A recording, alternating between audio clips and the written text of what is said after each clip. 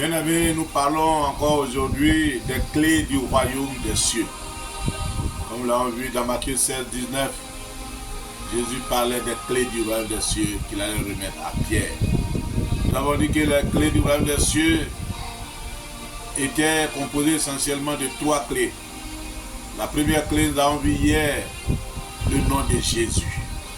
Aujourd'hui, nous continuons avec la deuxième clé, la parole de Dieu. Nous lisons dans Jean chapitre 1, au verset 1, il nous dit, au commencement était la parole, et la parole était avec Dieu, et la parole était Dieu. Elle était au commencement avec Dieu, toutes choses ont été faites par elle, et rien de ce qui a été fait n'a été fait sans elle. Donc, au commencement était la parole était avec Dieu, la parole était Dieu. Donc la parole de Dieu dont nous parlons, c'est Dieu lui-même qui est la parole. Et voilà, nous allons voir encore quelques versets qui nous précisent encore davantage. Dans Apocalypse 19, à partir du verset 12, il nous est dit, ses yeux étaient comme une flamme de feu. Sur sa tête étaient plusieurs diadèmes. Il avait un nom écrit que personne ne connaît si ce n'est lui-même. Il était revêtu d'un vêtement teint de sang. Son nom est la parole de Dieu. Nous partons au verset 16. Il nous dit, il avait sur son vêtement et sur sa cuisse un nom écrit, roi des rois et seigneur des seigneurs. Alors, celui qui montait le cheval blanc que Jean a vu dans la révélation que Dieu lui a faite et qu'il a consigné dans les Apocalypses, quelqu'un était sur un cheval blanc. Son nom, c'est la parole de Dieu. Il dit que son nom encore, c'est le Seigneur des Seigneurs. C'est le roi des rois. C'est Jésus-Christ de Nazareth.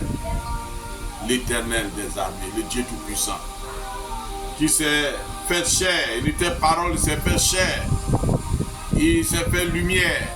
Il est venu au milieu des siens, au milieu des hommes, pour communiquer la vérité de Dieu, la voix de Dieu. Donc la parole de Dieu, c'est Dieu. La parole de Dieu, c'est Jésus. Nous lisons dans Psaume, quelque chose de très important qui nous est rapporté dans Psaume 119, au verset 105. Dit, ta parole est une lampe à mes pieds et une lumière sur mon sentier. La parole de Dieu, c'est une lampe et c'est une lumière. Bien-aimé, Dieu, il ne dit rien au hasard. Les clés du royaume des cieux, cette parole-là, c'est Dieu lui-même qui peut ouvrir, qui est la clé qui peut ouvrir le royaume des cieux pour nous. C'est une lampe, c'est une lumière. Nous lisons dans Ephésiens 6, verset 17, quelque chose de très important dans Ephésiens que nous devons regarder, nous devons scruter, nous devons connaître et nous devons savoir. Il dit, prenez aussi le casque du salut et l'épée de l'esprit qui est la parole de Dieu. La parole de Dieu, c'est une épée. Donc nous pouvons combattre avec la parole de Dieu. Quand tu as cette épée, puissante épée, tu as toujours la victoire. Et l'ennemi ne peut rien contre toi. Il dit dans Hébreux 4, verset 12, car la parole de Dieu est vivante et efficace, plus tranchante qu'une épée quelconque à 2 tranchants, pénétrant jusqu'à partager âme et esprit, jointure et moelle. Elle juge les sentiments et les pensées du cœur. C'est une épée qui va jusqu'à juger les sentiments et les pensées du cœur. Ce que l'homme ne voit pas. On dit c'est Dieu qui voit ce qui est dans le cœur. Et si la parole peut juger ce qui est dans le cœur, les sentiments et les pensées, ce qui est dans nos têtes, personne n'a ouvert, mais la parole voit pour juger. C'est Dieu lui-même. La parole, c'est Dieu. Il dit qu'il connaît, il sait partager entre âme et esprit. Il est difficile d'expliquer la différence entre âme et esprit. Mais lui, la parole de Dieu arrive à faire cette différence. Il fait la différence entre jointure et moelle. Les choses qui nous sont inaccessibles à l'homme, difficiles à l'homme de comprendre, la parole de Dieu arrive à faire partager, à faire comprendre cela. C'est Dieu lui-même. La parole de Dieu. Il dit, au commencement était la parole était Dieu. C'est Jésus-Christ. Donc quand on parle de la clé, qui est la parole, c'est la parole de Christ. La parole de Dieu, c'est Dieu lui-même. La Bible dit qu'il a dit que la lumière soit, et il y a eu la lumière. C'est la parole prononcée, la parole déclarée qui amène à l'existence ce qui n'existe pas. Voilà dans Ésaïe 40, verset 8, certaines caractéristiques de cette parole dont nous sommes en train de parler. La parole de Dieu dans Ésaïe 40, verset 8 nous dit, l'herbe sèche, la fleur tombe, mais la parole de notre Dieu subsiste éternellement. La parole de Dieu est éternelle. Qui est éternel? Qui n'a pas eu de commencement, qui n'aura pas de fin. C'est Dieu. Donc c'est l'épée qui est très puissante. L'épée qui nous donne la victoire. C'est une épée éternelle, la parole de Dieu. Et rien ne peut résister à son action. La parole de Dieu est éternelle. Il n'y a que Dieu seul qui est éternel. Disons aussi dans Matthieu 24 au verset 35. Matthieu 24, 35 nous dit quelque chose de très important. Le ciel et la terre passeront, mais mes paroles ne passeront point. La parole de Dieu est éternelle. Donc, c'est une clé. Quand tu la détiens, tu vas rentrer dans le royaume des cieux. Tu vas aller dans le premier ciel, le deuxième ciel, le troisième ciel. Là où Jésus est parti s'asseoir à la droite de Dieu le Père. Tu y seras. C'est cette clé qui va t'ouvrir les portes du royaume. Jean 6, 68 nous dit quelque chose de très important encore. Et nous voulons que chacun retienne ces versets. Simon-Pierre lui répondit, Seigneur, à qui irons-nous? Tu as les paroles de la vie éternelle. Les paroles qui amènent la vie éternelle. Les paroles qui font vivre éternellement.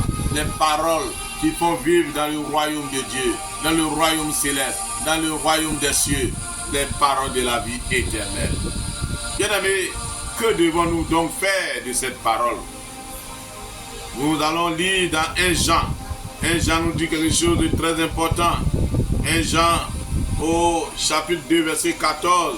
Il nous dit, je vous ai écrit, Père, parce que vous avez connu celui qui est dès le commencement. Je vous ai écrit, jeunes gens, parce que vous êtes forts et que la parole de Dieu demeure en vous et que vous avez vaincu le malin. La parole de Dieu demeure en nous. Il faut que la parole de Dieu demeure en nous. Cette parole-là, qui est Dieu, doit demeurer en nous. Nous ne devons pas la laisser s'échapper. Nous ne devons pas la laisser quitter notre esprit, notre pensée. Nous ne devons pas laisser cette parole nous échapper. Il faut qu'elle demeure en nous. Nous ne devons pas être vidés de cette parole. Cette parole doit nous remplir toujours. Elle doit demeurer en nous. Parce qu'elle a un rôle important à jouer avec nous. Dans 1 Thessaloniciens 2, verset 13, il y a quelque chose de bon qui nous est révélé par ce passage de 1 Thessaloniciens. Il nous dit quelque chose de précieux que nous devons conserver. 1 Thessaloniciens qui nous dit quelque chose de très grand. Et Jésus-Christ de Nazareth a besoin que nous connaissions cette parole. 1 Thessaloniciens 2, verset 13. C'est pourquoi nous rendons continuellement grâce à Dieu de ce qu'en recevant la parole de Dieu que nous vous avons fait entendre, vous l'avez reçue, non comme la parole des hommes, mais ainsi qu'elle est véritablement, comme la parole de Dieu qui agit en vous qui croyez. Donc quand la parole de Dieu nous a annoncé, nous devons la recevoir. Non pas comme la parole d'un homme qui est en train de nous prêcher.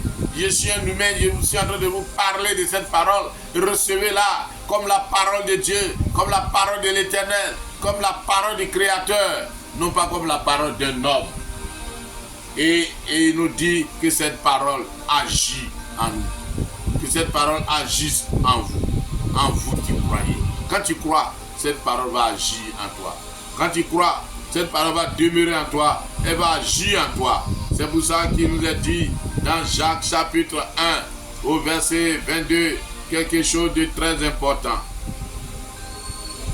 Mettez en pratique la parole et ne vous bornez pas à l'écouter en vous trompant vous-même par de faux raisonnements. Quand la parole de Dieu vient, au lieu de nous voir sur les réseaux sociaux partout, nous voyons dans toute forme de déclaration, dans toute forme de livre, dans des déclarations quelconques, les gens qui s'amusent avec la parole de Dieu essaient d'interpréter comme ils veulent. Il dit de mettre en pratique. De ne pas nous laisser emporter par des raisonnements. Mettons-la en pratique. La parole de Dieu agit en nous. La parole de Dieu demeure en nous. Mais laissons-la être mise en pratique. Mettons-la en pratique. C'est là que nous allons voir la valeur de la parole de Dieu. Nous allons lire ce dernier verset dans Luc chapitre 11, verset 28. L'évangile selon Luc chapitre 11, verset 28 nous dit: et il répondit, heureux plutôt ceux qui écoutent la parole de Dieu et qui la gardent. Il faut garder la parole de Dieu en toi. Il faut la mettre en pratique. Il faut l'utiliser. Il faut qu'elle te fasse du bien et tu seras heureux. La parole de Dieu, c'est une clé importante. C'est une des principales clés pour rentrer dans le royaume des cieux. Si tu la détiens, beaucoup de choses vont te rendre heureuse. Tu seras heureux si tu la mets en pratique. Si tu l'écoutes, tu la mets en pratique, tu seras heureux. Que le nom de Seigneur soit béni et que sa grâce soit sur nous. Dans le nom puissant de Jésus, nous allons prier. Notre Père, merci de ce que tu nous donnes cette deuxième clé aujourd'hui. La parole, qui est toi-même, qui est Jésus, qui est esprit et vie. Et si nous la gardons, parce qu'elle est éternelle, elle va demeurer en nous, elle va agir en nous, et elle va nous rendre heureux quand nous allons la mettre en pratique. Seigneur, merci, parce que tu nous donnes cette clé pour que nous ayons accès à ton royaume, aux grandes richesses de ton royaume, aux grandes guérisons de ton royaume, aux grandes bénédictions de ton royaume, au salut qui est dans ton royaume. Merci Père, de ce que tu donnes cette clé importante pour que tes enfants aient accès à tout ce bonheur. Que l'honneur, la gloire te reviennent et que ton nom soit célébré au nom puissant de Jésus. Amen.